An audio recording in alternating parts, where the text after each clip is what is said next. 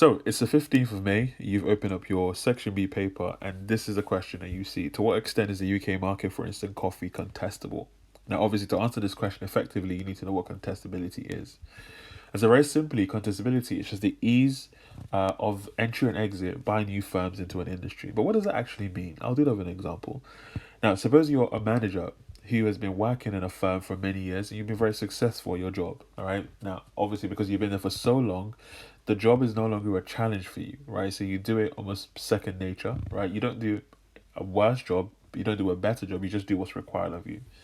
Now, suppose that the managers or the bosses in that company decide they have a meeting and they decide to boost the productivity of the business, right? And their conclusion is to fire you and to employ a specialist manager who will do a better job by motivating the staff to help boost productivity.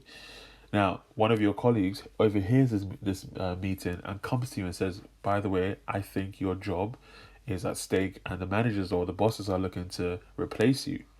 Now, obviously, because that hasn't happened yet, when you hear this rumor, how would you behave? Now, normal people will start to come into work a lot earlier, to work a lot longer. They will stay a lot later at work.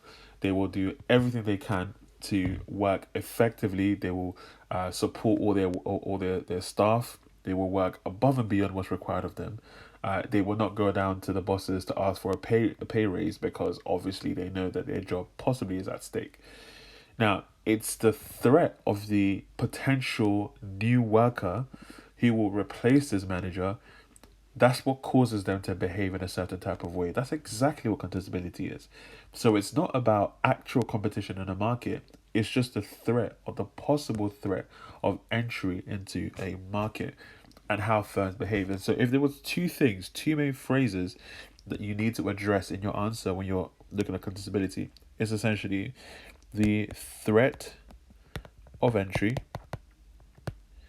and competition or behavior of incumbent firms. In the next part, we will look at what it means for a market to be highly contestable, and later on we'll talk about the benefits and drawbacks of each. Thank you.